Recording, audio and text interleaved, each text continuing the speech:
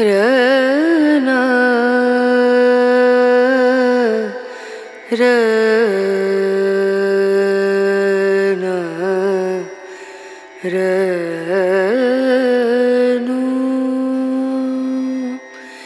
ரே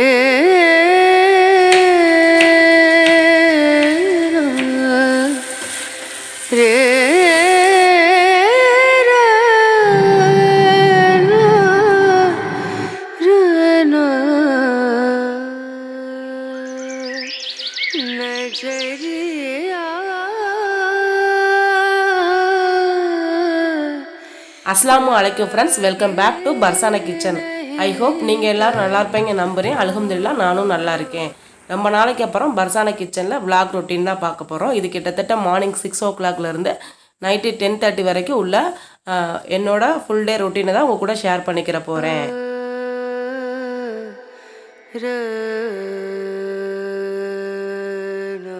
சாகித் வந்து ஒரு 1 வீக்காகவே உளுந்த வடை கேட்டிருந்தான். அதனால இன்றைக்கி மார்னிங் டிஃபனுக்கு வந்து பெருசாலாம் எதுவும் செய்யலை. உளுந்த வடை, இஞ்சி டீ, அதுக்கப்புறம் வந்து சேமியா கேசரி, இது 3 தான் செய்கிறேன். உளுந்த வடை ரெசிபி ஏற்கனவே பர்சானா கிச்சனில் போட்டிருக்கேன். அதோட லிங்க்கை வந்து கீழே ஷேர் பண்ணுறேன். உங்களுக்கு தேவைப்பட்டால் செக் பண்ணி பார்த்துக்கோங்க.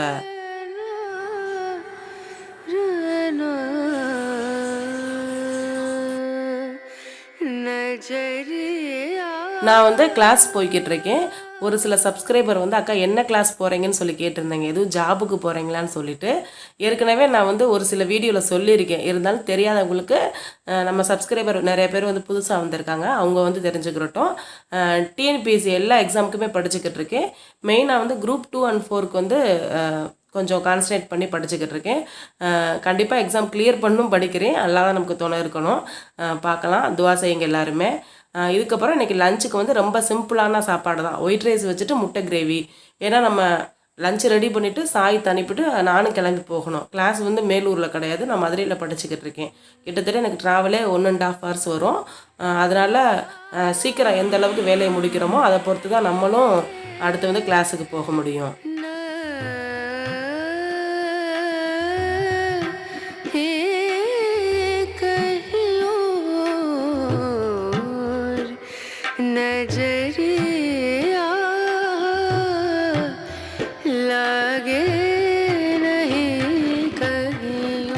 முட்டை கிரேவி வந்து ரொம்ப சிம்பிளாக செய்கிறதா. கடாயில் எண்ணெய் சேர்த்துட்டு பட்டை, ஏலக்காய், கிராம்பு, சோம்பு, அதுக்கப்புறம் வெங்காயம், தக்காளி, இஞ்சி போட்டு சேர்த்துட்டு அவிச்ச முட்டை, தேவையான மசாலா, கொஞ்சமாக தேவைப்பட்ட தண்ணி சேர்த்துட்டு நல்லா கொதிக்க வச்சிட்டோம்னா கடைசியாக மல்லியில் தூவி இறக்கணும்னா சூப்பராக நமக்கு வந்து கிரேவி ரெடி ஆயிரும். இதை வந்து நான் சீக்கிரமாக டீட்டெயிலாக இன்னொரு ரெசிபி வீடியோவில் வந்து ஷேர் பண்ணுறேன்.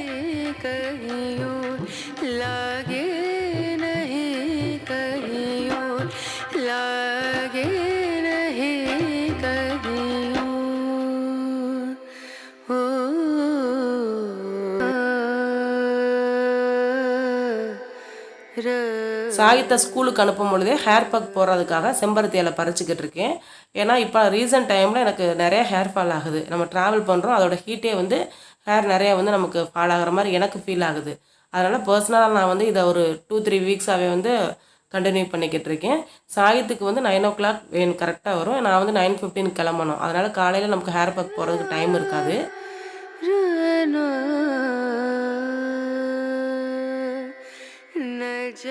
மார்னிங் நமக்கு ஹேர் பேக் போட்டு வாஷ் பண்ணுறதுக்கு டைம் இருக்காது. அதனால் ஆஃப்டர்நூன் இல்லை ஈவினிங் டயத்தில் வாஷ் பண்ணிக்கலாம். இதில் வந்து செம்பருத்தி இலை, அதுக்கப்புறம் தயிர், இது 2 மட்டும் தான் சேர்த்துருக்கேன். இது வந்து ஹேரை நல்லா ஷைனிங் பண்ணும். அதே கேப்பில் நான் வந்து ராகி இட்லிக்கும் நார்மல் இட்லிக்கும் அரிசி ஊற வச்சிட போகிறேன். ஏன்னா சுத்தம் மாவுல தீந்துருச்சு. இதோட ரேஷியோலாம் நான் எதுவும் மென்ஷன் பண்ணலை. ஏற்கனவே பர்சானா கிச்சனில் போட்டிருக்கேன். அதோட லிங்க்கையும் நான் கீழே ஷேர் பண்ணுறேன்.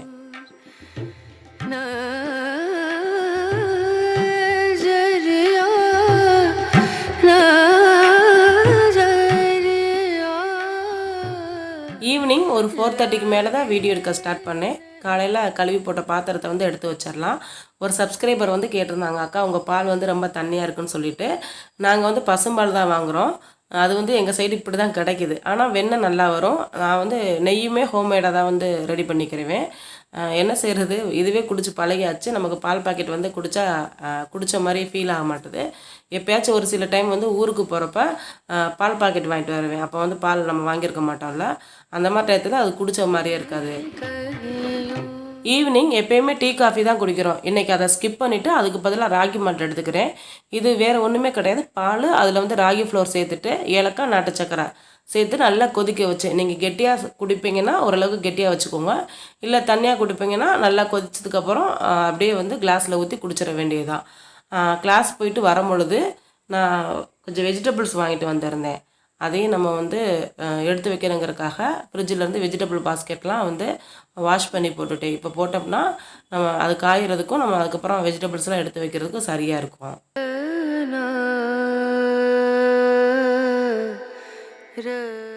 இந்த கேப்பில் அரிசி ஊறிடுச்சு. நம்ம வந்து கிரைண்டரில் போட்டுட்டோம்னா அது வாட்டுக்கு ஒரு சைடு ஆட்டிக்கிட்டு இருக்கும். அப்போ நம்ம மித்த வேலைகளை பார்க்குறதுக்கு நமக்கு ஈஸியாக இருக்கும். ஃபஸ்ட்டு வந்து நான் இட்லி அரிசிக்கு உரிய அரிசியை தான் ஆட்டுறேன்.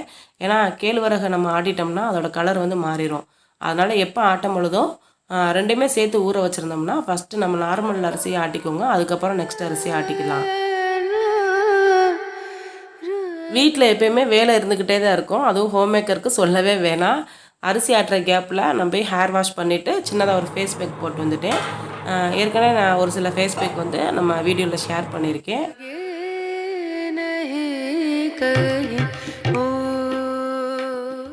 அதுக்குள்ளே இட்லிக்குரிய மாவும் அரைஞ்சிருச்சு. இது வந்து இட்லின்னு கிடையாது, இட்லி, தோசை, பணியாரம் எது வேணாலும் போடலாம். சூப்பராக இருக்கும். ரேஷியோ எல்லாமே ஏற்கனவே நான் மென்ஷன் பண்ணியிருக்கேன். காலையில் நம்ம எந்த அளவுக்கு பிஸியாக இருக்குமோ அதே அளவுக்கு ஈவினிங் டயத்துலேயே நமக்கு பிஸியாக இருக்கும். எல்லா நாளும் அப்படி இருக்காது. மாவாட்டுறப்ப அப்புறம் காய்கறி வாங்கிட்டு வந்து நம்ம எடுத்து வைக்கிறோம்னா அன்றைக்கெலாம் நமக்கு பயங்கரமாக வேலை இருக்கும். எனக்குன்னு கிடையாது, எல்லாருக்குமே அப்படி தான் இருக்கும். அதே மாதிரி ஏதாச்சும் மீனெல்லாம் க்ளீன் பண்ணுற மாதிரி இருந்தால் அதுவும் டைம் அதிகமாகும். எனக்கு மேக்ஸிமம் காலையில் மீன் க்ளீன் பண்ணுற அளவுக்கு டைம் இருக்காது. வாங்கிட்டு வந்தாலுமே ஃப்ரிட்ஜில் வச்சுருவேன். ஈவினிங் டயத்தில் தான் க்ளீன் பண்ணிவிட்டு மறுநாள் தான் வைப்பேன். என்னோடய ஹஸ்பண்ட் இருக்கிற வரைக்கும் அவங்க காலையில் போய் சீக்கிரமாக மீன் வாங்கிட்டு வந்துடுவாங்க. அப்போ நான் வாஷ் பண்ணிவிட்டு நமக்கு சமைக்கிறதுக்கு டைம் சரியாக இருக்கும். ஆனால் இப்போ நம்ம போய் எந்திரிச்சு வாங்கிட்டு வாஷ் பண்ணி அதுக்கப்புறம் நம்ம கழுவி சாயி ஸ்கூலுக்கு அனுப்பி நம்மளும் கிளம்புறது கொஞ்சம் கஷ்டம். அதனால தான் நான் வந்து முத நாளே வாங்கி வச்சுருவேன். என்ன பண்ணுறது, நம்ம லைஃப் இப்படி தான் தெரிஞ்சால் நம்ம அடாப்ட் பண்ணி வாழ்ந்தான் ஆகணும். இல்லாட்டா அதை வந்து நம்ம ஃபேஸ் பண்ணுறது பெரிய பிரச்சனையாக இருக்கும். அதனால் நம்ம கொஞ்சம் கொஞ்சம் அப்படி அட்ஜஸ்ட் பண்ணி போனால் மட்டும்தான் லைஃப் வந்து ஸ்மூத்தாக போகும்.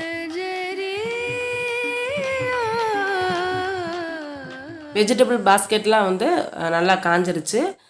கீரை, கத்திரிக்காய், அதுக்கப்புறம் புடலங்காய், சொரக்காய் இதெல்லாம் வாங்கிட்டு வந்திருந்தேன். காய்கறி வந்து நிறையா வாங்கி வச்சுக்க மாட்டேன். ஓரளவுக்கு ஒரு 1 வீக்குக்கு எவ்வளோ தேவையோ அந்தளவுக்கு இருக்கும். ஏன்னா நம்ம ஊடால போய் வாங்கவும் முடியாது. 1 வீக்குக்கு மேலே வாங்கினாலும் வெஜிடபிள்ஸ்லாம் வீணாக போயிடும். அதனால் 1 வீக் தான் மேக்ஸிமம். அதுக்கு மேலே வந்து வச்சுருக்க மாட்டேன். அப்படியே ரிமைனிங் எதுவும் மிச்சப்பட்டாலும் அந்த 7ஆவது நாள் இல்லை ஒரு 8ஆவது நாள் என்ன பண்ணுறப்ப எல்லா காய்கறியும் சேர்த்து ஒரு சின்ன கூட்டு மாதிரி வச்சுருவேன். அப்போ நமக்கு சீக்கிரமாக வந்து எல்லாமே காலி ஆயிரும். நைட்டு டின்னருக்கு இட்லி தோசைக்கு மாவு இல்லை, இப்போ தான் அரைச்சிருக்கோம்.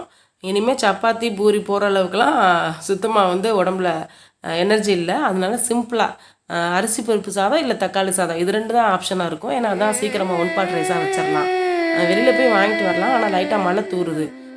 இப்போ போய் நம்ம வாங்கவும் முடியாது.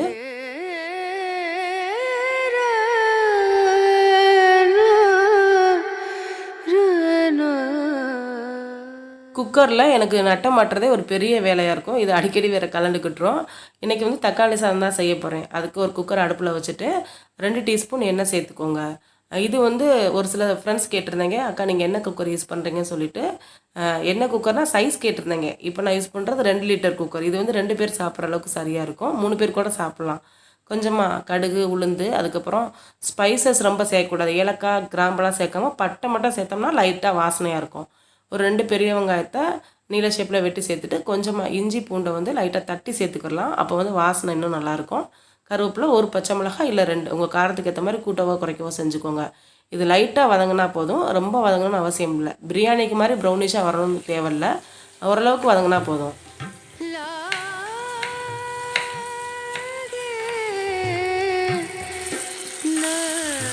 கூடவே இதில் 3 தக்காளி நறுக்கி சேர்த்துக்கோங்க. தக்காளி சாதங்கிறதுனால தக்காளி கொஞ்சம் அதிகமாக தான் தேவைப்படும். இப்போ விற்கிற விலைக்கு கொஞ்சம் அதிகம்தான். இருந்தாலும் என்ன பண்ணுறது, நமக்கு சாப்பிடணும் போல் ஆசையாக இருந்தால் செஞ்சு தான் ஆகணும். இதில் நீங்கள் சின்ன வெங்காயம் கூட சேர்த்துக்கலாம், டேஸ்ட் நல்லாயிருக்கும். ஆனால் இப்போ சின்ன வெங்காயம் ரேட் வந்து ஹெவியாக இருக்குது. அதனால் நான் வந்து வாங்கவே இல்லை. வீட்டில் சுத்தமாக சின்ன வெங்காயமே இல்லை. கூடவே இதில் ஒரு 1.5 டீஸ்பூன் அளவுக்கு காரத்தில் கொஞ்சமாக வந்து மஞ்சள் தூள் சேர்த்துட்டு ஒரு வாட்டி கலந்து வச்சிடலாம். மசாலா வந்து இவ்வளோ தான். இதுக்கு அப்புறம் நம்ம எந்த மசாலாவும் சேர்க்கணும்னு அவசியம் இல்லை.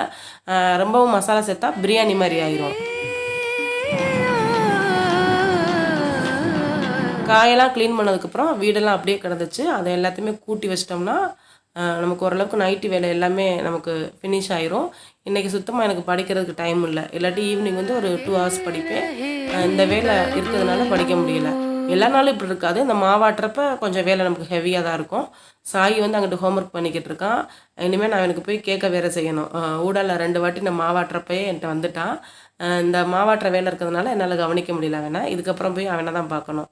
இந்த சைடு வந்து தக்காளி வந்து எண்ணெய் பிரிஞ்சு வந்துருச்சு. இதை ஒரு வாட்டி மிக்ஸ் பண்ணிவிட்டு இதுக்கப்புறம் நம்ம அரிசி சேர்த்துடலாம்.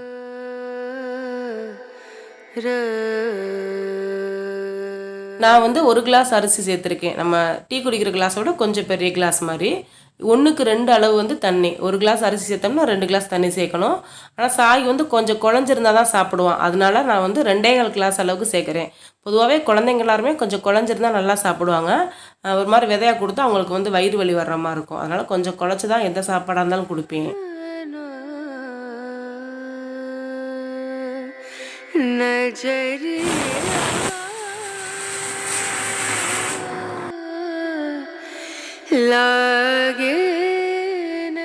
ராகி இட்லிக்கும் மாவு அரைச்சாச்சு. இதை ஊற்றி வச்சுட்டு அப்படியே கிச்சனை வந்து க்ளீன் பண்ணிட வேண்டியதுதான். நமக்கு ஓரளவுக்கு எல்லா வேலையுமே நைட்டு முடிஞ்சிருச்சு. அதே மாதிரி நான் இதை தோசைக்கு சேர்த்து தான் ஆட்டியிருக்கேன். அதனால் கொஞ்சம் நைஸாக அரைச்சிருக்கேன். நீங்கள் உங்கள் கன்சிஸ்டன்சிக்கு ஏற்ற மாதிரி எப்படி வேணாலும் அரைச்சிக்கலாம்.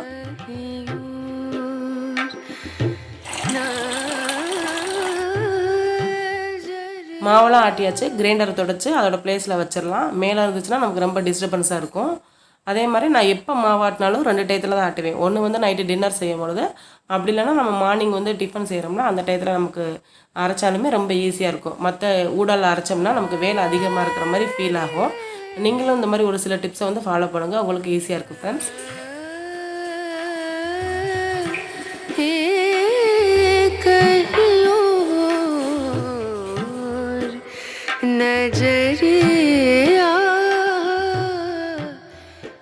இதுக்கப்புறம் கிச்சனில் எப்போ இருக்கிற திங்ஸ் மாதிரி இண்டக்ஷன் ஸ்டவ், அதுக்கப்புறம் பழம், இது 2ஐயும் எடுத்து வச்சிடலாம். இந்த சைடு வந்து நமக்கு டின்னரும் ரெடி ஆயிடுச்சு. கிட்டத்தட்ட 9 o'clock மேலே ஆயிடுச்சு. இவ்வளோ டைம் ஆகாது நாங்கள் சாப்பிட்றதுக்கு. வீடியோ எடுத்துகிட்டு பண்ணதுனால கொஞ்சம் லேட் ஆயிடுச்சு. சாயத்துக்கு சாப்பாடு கொடுத்துட்டு அவனுக்கு ஹோம்ஒர்க் மட்டும் கொஞ்சம் நம்ம கேட்கணும். ஏற்கனவே முடிச்சுட்டான். ஒரு 2 கொஷின் மட்டும் கேட்கணும். ராகி இட்லி மாவு நல்லாவே பொங்கி வந்துருச்சு. அதனால் பாத்திரத்தை மாற்றி வச்சுட்டேன். இது மறுநாள் எடுக்கிற வீடியோ, காலையில் எடுத்தது. அதோட கிளிப்பிங்ஸை மட்டும் ஆட் பண்ணியிருக்கேன். இது ரொம்ப நாள் வரைக்கும் வச்சுருக்க முடியாது. 2 daysல அந்த மாவை காலி பண்ணிடணும். என்னோட ஒரு நாள் ரொட்டீன் இந்த மாதிரி தான் போச்சு ஃப்ரெண்ட்ஸ். இதை உங்ககிட்ட ஷேர் பண்ணிக்கிட்டதில் எனக்கு ரொம்ப ஹாப்பி. உங்களோட ரொட்டீன் வந்து எந்த மாதிரி போகும்னு சொல்லிட்டு முடிஞ்சால் என் கூட ஷேர் பண்ணுங்கள், நானும் தெரிஞ்சுக்கிறேன். ஓகே ஃப்ரெண்ட்ஸ், வேறு ஒரு vlogல பார்க்கலாம். Tata bye. அண்ட் சமையலுக்கு புதுமை சேர்க்கட்டும்.